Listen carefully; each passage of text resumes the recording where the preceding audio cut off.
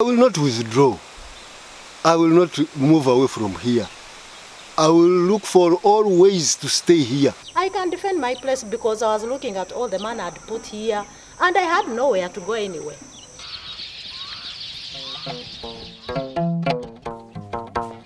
Extreme weather is on the rise worldwide.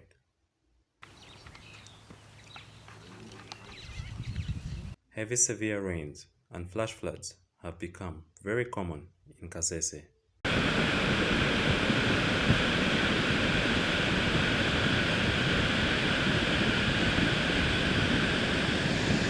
Kasese are home to the Rwenzori Mountains, Queen Elizabeth National Park, and a multicultural population located in the western region of Uganda is one place to consider.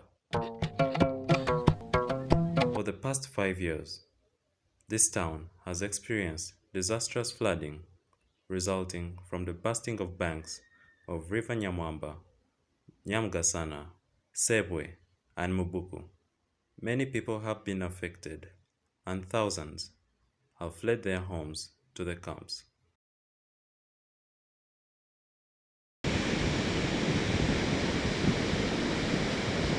The flooding in the municipality started way back in 2013. We were not experiencing it. 2013, 2015 it again comes back. 2019, 2020, and 2021.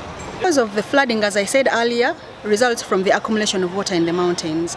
I've talked about heavy downpour, but there are also issues of glaciation. When the glaciers melt, they contribute to more water in the streams.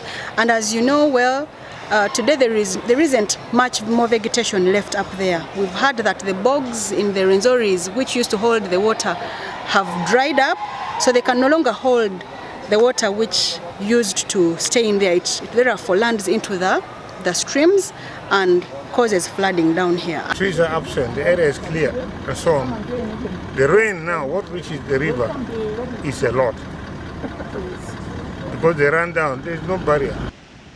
It happened in Kanyangeya where structures went down by the waters and the people have been relocated to Mhocha. Those that stay, we are telling them, can you build your structures strong enough to resist the floods?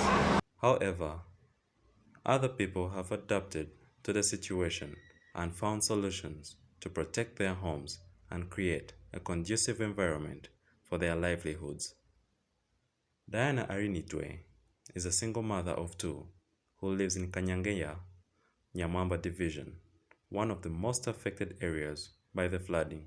When I bought here, this place, it was fine.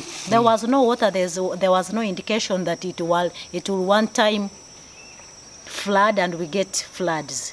So I just bought like any other person, buying good land. Unfortunately for Diana, her good land celebration was short-lived. Her neighbors' houses submerged, but for Diana, she was not about to leave her home. I went and bought maram and tried, because as you see, the water was trying to to attack me from this other side. So what I did was to buy maram and soil and try to pile. I also go to cut some big trees, as you see, and put them there so that I can defend my place, because I was looking at all the man I'd put here and I had nowhere to go anyway. We need to dredge the valley. I know that action alone will even relieve Kanyangeya of the water which is now on the surface, because it will pull it back by capillary attraction back into the river, and you will get it flowing naturally. Many of them, more than even 10. And then there are also mountain lizards. They are there.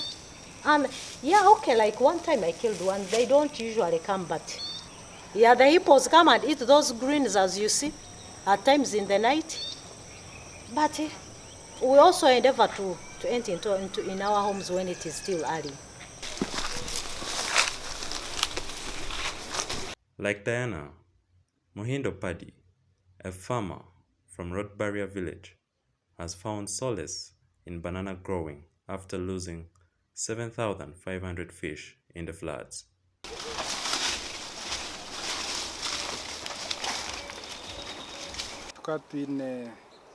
We had 5 fish ponds with a total of 7,500 fish.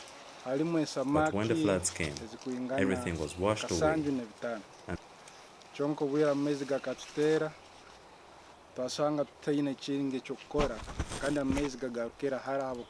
We had nothing to do but to opt for another form of agriculture, which is matoke growing.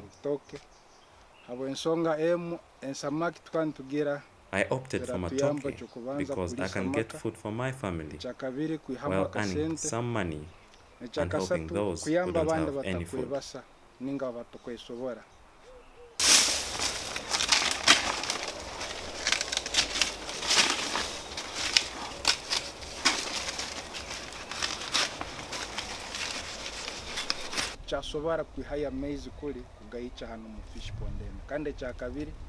I realized I could not access water to start over with the fish ponds, so I decided to change the fish ponds into matoke plantations.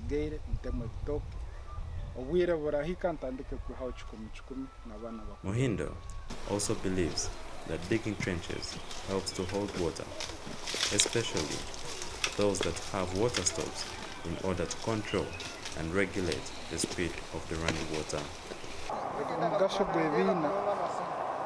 The purpose of the trenches is to hold water because around this place it can overflow and wash away your crops.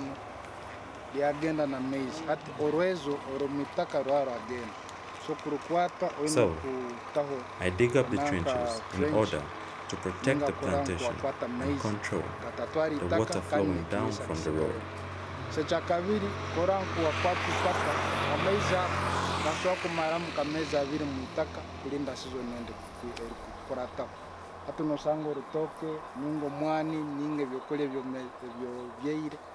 bitunga amezi mu itaka kandi kwa wayongara no kumarichinga hati nka hano emiringo mingi tugamba gati okutimbe kina ninga umufurege abantu tukoraga fiti ibiri hari ibiri kurugira amezi gaina manike hati nka hano nkozere fiti 3 hari 3 habokuba amezi gakuruga mu rugudo maingi musanga gakijuza kiona na hamugarabera ruguru so ntimbere. An appropriate trench should be 2 by 2 feet, but for my case, I dug 3 by 3 feet trenches because the water tends to fill up.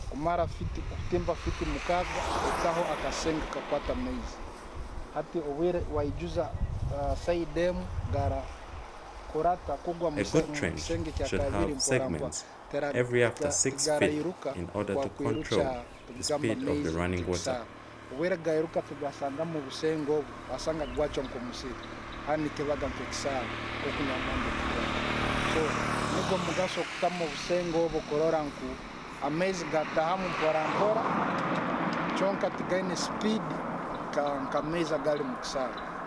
It is evident that the people of Kasese have taken it upon themselves to make their communities and homes more resilient to the floods.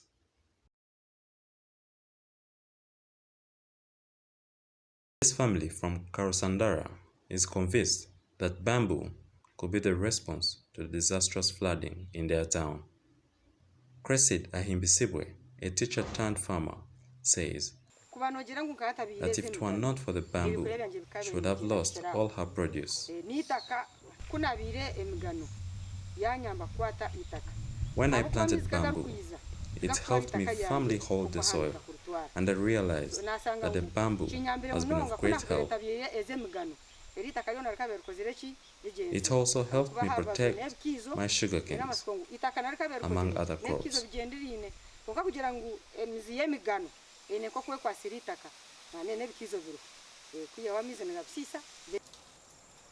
The reason as to why I planted bamboo is because it can be used for firewood, and since we face a shortage in the village,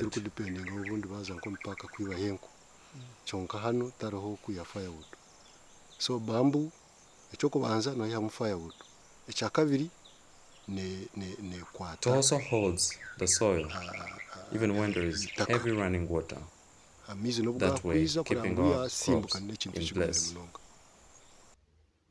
It is evident bamboo has been effective in controlling flooding in Kasese. Bamboo creates a root network in the underground. Bamboo roots can go more than 6 meters under the soil. So if this can be done in the river basin, then we know we have conserved. And the way it can be done is that, remember, every smallholder farmer has a portion reaching the river. So if we do it at household level and then encourage the technical people to provide knowledge to these people, we can be able to do some work in the next 10 years. When it rains, water keeps accumulating where the ground is bare. And as it accumulates, it builds up, the volume builds up, and so does the speed. So given the speed, the volume and the speed, the potency to erode is very, very high. But once there is a canopy vegetation cover, and by the way, bamboo is the fastest growing species. And so if you planted it there, it would form that canopy within a short time, and then the runoff would be curtailed, because most of the water, instead of forming a runoff, it will sink into the ground. And therefore what would be reaching the rivers would be very little, and the volumes would reduce. Charles, a passionate environmentalist who lives in Mobuku, has found a calling in the bamboo business. Started the bamboo propagation because the market demanded for bamboo seedlings. Bamboo grows very fast. It is the fastest growing species, I'm told. But to effectively control the floods, it needs a minimum of 5 years. In 5 years, after 5 years, the bamboo will have formed a front. In fact, we plant them at 3 by 3 meters. But within that time, it will have formed a continuous wall. Yes.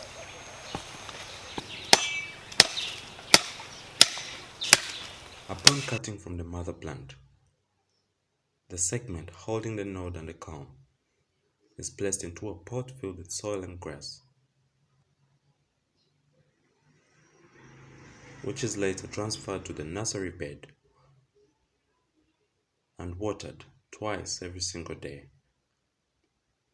Apart from bamboo, Kule says that conservation of the natural vegetation like reeds is another way to control the flooding. With reeds, they make the banks firm. So when the water is running down, it does not, start branching. And we think that the survival of Kiwa has entirely depended on the reeds that we have left all around this place. So even when water comes here during a flood, it reaches here when it is not, very strong. It's not eroding away like it is doing to other places. So that's why you can't see that it has brought here stones and so much debris, because this ring of reeds that is around the Kiwa protects it from the flood. So reeds are very, very important. And even if you harvested the reeds, as long as you've not uprooted them from underground, still the ground remains very firm and strong. Being a flood victim can be frustrating, especially when it's beyond your control. But being resilient, even in times of loss and crisis, is heroic. The women flood survivors in Mohocha camp have started a small skills group in order to earn a living and survive within the camp. Nolonger Federesi says, the basket weaving has been of great help. When I go into my periods, I sell a basket at a cost of 3,000 Uganda shillings or more, and I'm able to buy myself sanitary pads and other things I need as a woman. Namale Rehema narrates how they came up with the Women Skills Group. After the floods, we had to decide to start doing some income generating activities locally. So we are making mats, baskets, to see that if we can sell them so that they can help us in some home activities, on some basic needs within a home, like sanitary pads. We started this group because of so many reasons. We are looking at how can we get even some seeds. It's a bigger group of women because some are doing handworks and others are farmers. Climate change is getting personal, and personal effort is required. Many flood survivors in Kasese have found answers in resilience, although more education, sensitization, and research could be a response to the information gap and help strengthen the resilience of the communities. If the people are informed about the causes of climate change, they will be able to act swiftly through sharing of information, translating this information into the local languages, because in most cases this information is released to the communities in English, and we have high literacy levels. So it's better we translate this information to the local communities, and it's the local communities themselves that will come up with solutions after understanding the causes of climate change. The strategies should be more dynamic and cost-effective in order to encourage community participation. You can do soil and water conservation up in the hills, harvest rainwater on the roof, construct those fanya juice and fanya chinis, and also do agroforestry. We would benefit a lot. We'll be able to grow food. We'll be even able to water during the rain season because we are harvesting. As long as we don't harvest rainwater, we are not going to achieve much in solving the issues of flooding generally. So we need to harvest rainwater on the house and on the hill slope. And it is possible, it is doable. Countries have done it, homesteads have done it. The solution is restoration of the environment, or the catchment as we put it, and then training the river to function the way nature meant it should function. A number of these rivers have deposits or silts in them which require removal. The government should come up with a framework and a solution model in order to assist communities in finding long-term solutions to the Kasese flooding. Climate change is real, and you can only be able to measure this over past of time, more than 20, 30 years back, so you can be able to tell what is changing or what is warming up. Now, what can be done now is, what is it that information we are passing to the local farmer? Does the local farmer understand when we say climate change? We know in some areas and some villages, practically, rivers have dried. Does the local person understand why a river disappears in his community? So there is a gap in information. The technical people are not actually linking up quite very well with the local person. That has to be bridged. The political sector does not have the right information because the technical people are not actually planning very well with the politicians. So we need to bring this together. Where are the leaders, the cultural leaders, when it comes to planning about issues of climate change? They are not being involved. So that's where the link that we have to create, and then we know that all these kind of sectoral communities can come together, and then we can be able to come up with a positive trend.